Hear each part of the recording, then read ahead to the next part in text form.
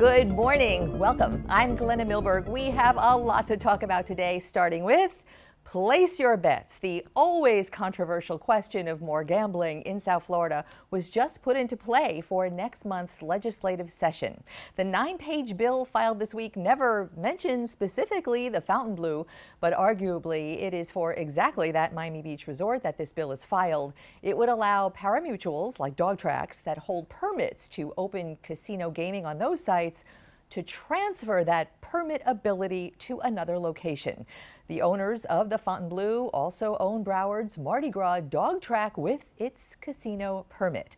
The Senate bill does not yet have a companion bill in the House, but it's about to, and State Representative Alex Rizo will be the sponsor. Representative Rizo, Republican from Miami-Dade, with us today to talk about a bill that isn't really filed yet, which may be a first, and some other big news of the week. Rep. Rizo, so good to have you on the program. Thank you very much for having me. Happy Everything. Christmas Eve and Noche Buena to everyone and at home and to you. I thought you were going to join us from the backyard with a pig in the box, but okay. I was, but yeah, it's a little, the weather it isn't very good for, I think, for doing an interview outside today, but believe me, there's a lot of cooking going on. And as soon as this is over, I'm going to get right back to it. Well, I am grateful that you are here right now, and I know your bill isn't officially filed, so we are also very grateful for kind of a preview and a look under the curtain on this issue. We talked, and you said you expect it'll be fairly close to the Senate bill. So frame what the goal is here. What do you expect? I expect it to look a lot like Senator Ngoglia's bill. And really, I foresee it as being a big win for Miami-Dade County if and when it passes. As you know, I see you in Tallahassee all the time. Filing a bill and getting it passed and getting the governor to sign it is there's a large gap in between those points. And so let's see what happens. But there's a lot in this bill. There's a lot of it which I just don't feel comfortable enough right now to talk about it. For the House bill. However, when you look at Senator Ngoglia's bill, there's a lot. It would be a contraction and kind of like a restructuring of gaming. Basically, you would have to give up, someone that does have 2 of these licenses would have to give up 1 license in order to go ahead and move their casino. All right, let me I just want to break this down piece by piece, because you just said something that I hear the messaging coming. You called this a contraction, giving up a license to get a license. In the Florida Constitution, it explicitly says any expansion of gaming has to go to the voters. So it's interesting to hear you use the word contraction, and that would be I guess I'm calling it portability. That's what is in the bill. Taking 1 permit from 1 track to another location. Do you think that's what gets around this voter mandated expansion kind of constitutional issue? Well, I believe that, again, that what Senator Ngoglia's bill does is line up with the Constitution and the will of the voters. So once again, when my bill comes out, we'll see exactly what's in it. And I'm sure we're going to have some very heated debate on it. Because you've been there before. 2 years ago, this kind of bubbled up when the Seminole Tribes Compact was being negotiated. That's now signed, and pieces of it are actually still in court, but it is in effect in full. And part of the negotiations with the tribe then in 2021 was that the tribe got XYZ for a certain amount of money. I think it was like half a billion a year to the state, and in return would not challenge competition as long as it was a certain number of miles geographically away. So the Fontainebleau certainly fits in that geography. I was trying to sort of measure with my ruler whether the Trump National might too. Are there any other locations that you know of that this might be possible?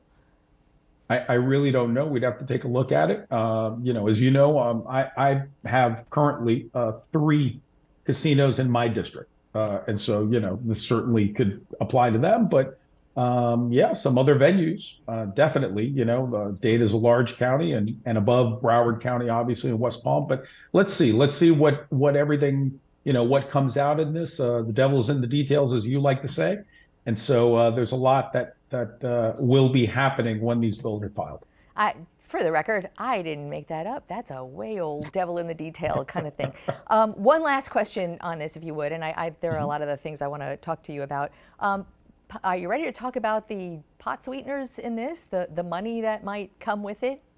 Well, when you look at the bill, and again, in speaking with Senator Ngoglia, there's an estimated about $150 million per year that would come from this, and this would go directly to Miami-Dade County. There would be a bipartisan commission, which is a legislative delegation, and basically they would be the ones to kind of be very creative and come up with where this money is going to go and be used. Education, as you know, is my passion and one of the things that I focus on in the legislature. So you talk about security in schools. The referendum just passed again last year for the second time. This would could go to enhance security. It could go to enhance and bolster refurbishing of old schools. You could see money perhaps go to augment services in public health with Jackson Health System. You may see infrastructure. We all know, and if you haven't been driving lately, wow, is traffic crazy in Miami-Dade? It's worse than ever. And ever. So these funds could also be diverted to, or not diverted, but used and focused and channeled to mass transportation to help people get around in an ever increasing and expanding county. So there's a lot of things in this. Are you kind of talking hypothetical, or is there something that you are putting in that bill that we can talk about a little bit before it's even filed? Let's just say that I am very hopeful and optimistic. And again, obviously I have a lot of responsibility with the state, but I have a lot of responsibility to my district and to the 305. And Absolutely. I think you'll see the delegation working diligently to ensure that we focus where we need to focus. Absolutely. And I just, for the record, really appreciate that you are on here today talking about something that's not filed yet, because we kind of like our viewers to be the first to know. So it's kind of a win-win for us. Alex Rizo, sit tight. We have a lot more to talk about. We're going to take a quick break and we'll be right back.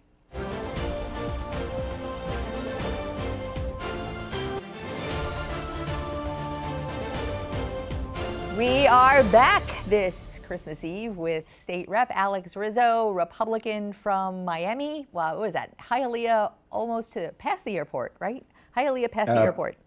To the airport, part of Miami, Miami Springs and Virginia Gardens. And a state rep that speaks for us all in many ways. State Rep Rizo, I want to talk about another hat that you wear, which is chair of Miami-Dade's Republican Party. And you and your state colleagues last week essentially stripped the state party chair, Christian Ziggler, of money and power because of an investigation into rape allegations that he's facing. He has said he is not guilty of that. He has admitted to a consensual relationship that both he and his wife had with this woman who is making the allegations. And I wonder why you and your colleagues took what is pretty harsh action when, at this point, these are allegations only. Well, I'm glad you bring that up, because that action was not taken because of any allegation. We believe that people are innocent until proven guilty. And so, that was not taken in retribution or with that in mind. The issue is the personal side. And so as chairman of the Republican Party, especially here in Florida, every chairman has to raise money. Every chairman has to raise awareness, obviously. And you know that we're going into 2024, a presidential cycle, an extremely important one. And Florida, of course, is very important when it comes to Republican politics nationally. And so this decision was taken because the executive board felt, and by the way, it was all 40 members, except for one vote, and that was Chairman Ziggler's, to do this. And that was basically, we've lost faith that story, that personal story, isn't what takes up the narrative when it comes to doing the job of chairman of the Republican Party of Florida.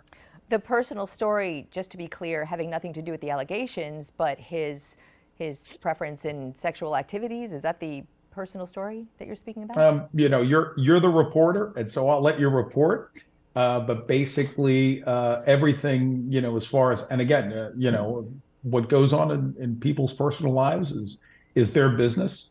However, we have just felt that since that story broke, and with the revelations that Chairman Ziegler, has not denied and has basically told us all about, it just becomes, it seems like that becomes the story and not the job of chairman of the Republican Party of Florida. And so we just felt that it was better if the chair resigned. He has chosen not to resign. And so, the vote was taken to censure it and to recommend resignation, to go ahead and change his salary and to not afford him the benefit or the not the benefit, but the reimbursements for any costs associated with his chairmanship. So what happens now in the party because he has not resigned? Will there be, how does that work? So now there will be a special meeting with all the entire Republican Party of Florida, that committee, consisting of all the chairs, all the vice chairs, all the state committee men, and all the state committee women in each one of the 67 counties. We will convene, and at that point, the attorneys will tell us kind of where we are, what we can do, and we'll move forward. But right now, you have members out there that are running to be chair people. So, let's see what happens. That vote would come sometime in January, early January. I want to ask you something I've heard raised. It's not a political question, but it is a question about the Republican Party. Having said all of this, the serious ways you're taking what has happened with the state party chair, you have what looks to be a Republican presidential frontrunner who actually is charged with 91 crimes, who's not being censured in any way. Not that I'm suggesting he should be, but the way the party, and especially Florida's Republican Party, is dealing with that candidate. How do you square those two responses? That is an elected at-large position. It's a position that, again, many of us, if not most of us on the Republican side of the aisle, really feel that a lot of these charges probably have a lot of maybe not as much merit as those that are hurling them and filing these charges do. And so that's a little different. That we will put out to the voters. Poll after poll shows that President Trump, for example, is very high up in the polling numbers. And so that we as a party have allowed or said we will allow the voters to decide.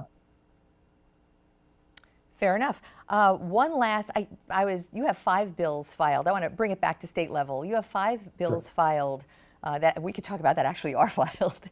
And one of them deals with AI.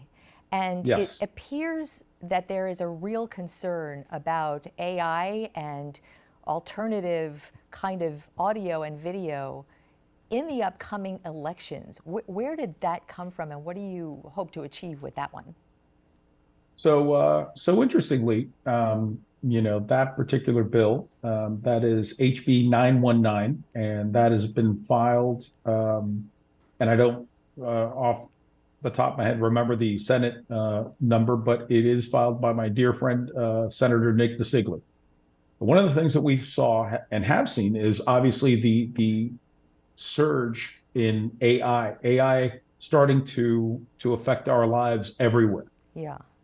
So we have had a lot of questions in the legislature, in both houses, and in the governor's office, I know as well, about AI. What do we do? How do we start to get in front of this? What will we see? We already see all you got to do is get onto Chat GPT, something like that, and say, hey, I want to talk about, write an essay on this topic, and boom, it spits it out. And so we need to look at that in education. We need to look at that in business. We need to look at that everywhere. In elections, what do we see?